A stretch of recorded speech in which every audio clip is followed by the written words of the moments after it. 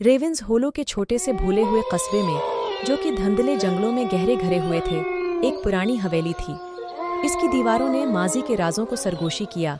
मोहब्बत और नुकसान की कहानियां हंसी के गम में बदल गए। उन कहानियों में अनाबील और विक्टर की अलमनाक मोहब्बत थी। इनाबेल इथरेल खूबसूरती की एक नौजवान औरत थी। इसके कोए के स्याह बाल इसकी पश्त पर साये के आबशार की तरह झलस रहे थे। इसकी आंखें आधी रात के आसमान का रंग इदासी की गहराई में थी, जो खोए हुए ख्वाबों और टूटे हुए वादों की बात करती थी। वो हवेली में अकेली रहती थी। एक अलग अलग शख्सियत थी जो खाली हालों में घूमती थी। उसके कदमों की सदाएं मातिम की तरह गूंज रही थीं। वक्टर, एक प्रासरार माजी का मुसाफिर, एक सर्द तूफानी रात में रेवेन के होलो में पहुंचा। एक नाकाबिल फहम ताकत से हवेली की तरफ खींचा गया। इसने मुसलसल बारिश से पनाह मांगी। जब इनाबेल ने दरवाज़ा खोला तो उनकी आंखें मिलीं, और इसी लम्हे उनके दरमियान एक बेसाख्ता रिश्ता कायम हो गया। हवेली की परेशान कुन हुआ के बावजूद वक्टर को इनाबेल की मौजूदगी में सुकून मिला। उन्होंने लातदाद रातें एक साथ गुजारें, चमकती हुई मोमबत्ती की रोशनी से कहानियां बांटें। उनकी मोहब्बत कशी के दरमियान खुली, राख के मैदान में एक नाजिक खुला। इनाबेल की हंसी, एक नायाब और कीमती आवाज़ ने खाली कमरों को भर दिया, और कुछ देर के लिए ऐसा लगा कि माजी के भूत दूर हो गए हैं। लेकिन रेवेन का खोखला एक ऐसी जगह थी जहां खुशी मुबहम थी, और अंधेरा हमेशा रोशनी से परे रहता था।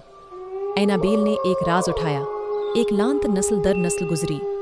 वो हवेली की पाबंद थी, जिंदा और मुर्दा के दायरों के दरमियान फंसा हुआ एक भूत प्रीत। वक्टर के लिए उसकी मोहब्बत हराम थी, किस्मत का एक जालमाना मोड़ जिसने उन दोनों की मजम्मत की। जैसे ही मौसम सरमा के हल के मौके पर पूरा चांद तुलुआ हुआ, इनाबेल की लानत अपने उरूज पर पहुंच गई। हवेली कराहती और कांप रही थी। इसकी दीवारें दिख से खून बह रही थीं। इनाबेल की शक्ल गैर मामूली बढ़ गई। इसका लम्स कब्र की तरह ठंडा था। वो रो रही थी।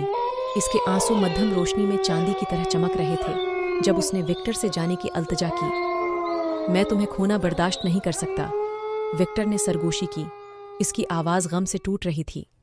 उसने उसे थामने की कोशिश की, लेकिन उसके बाजू उसके दरमियान से धंध की तरह गुजर गए। उस लांत को तोड़ने का कोई तरीका होना चाहिए।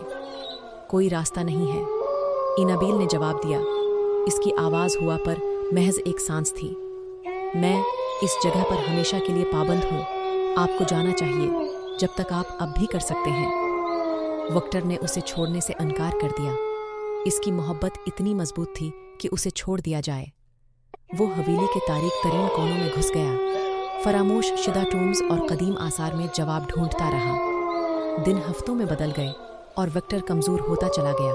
उसकी क़ुव्वत हयात इन शैतानी रूहों से ख़त्म हो गई जो साये में छिपी हुई थी। एक बदकिस्मत रात, जब विक्टर मौत के दहाने पर पड़ा था, इनाबेल उसके सामने नमूदार हुई। उसकी शक्ल पहले से ज़्यादा ठोस थी।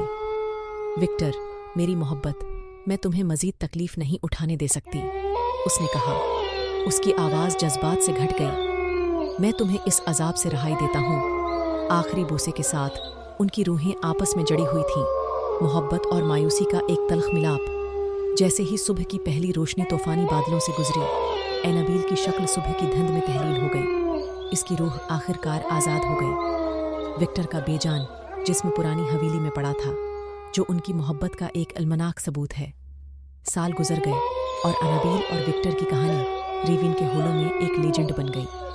हवेली एक खामोश प्रिंसिपल की तरह खड़ी थी। उसकी दीवारें अब भी उनके आधी रात के गले मिलने की याद से गूंज रही हैं। और तूफानी रातों में जब हवा दरख्तों में से चलती थी, शहर के लोगों ने कसम खाई थी कि वो इनाबेल की हंसी सुन सकते हैं, जो एक ऐसी मोहब्बत की याद दहानी है जिसने खुद मौत को भी टाल दिया। Like, share and subscribe Fuzicon Story.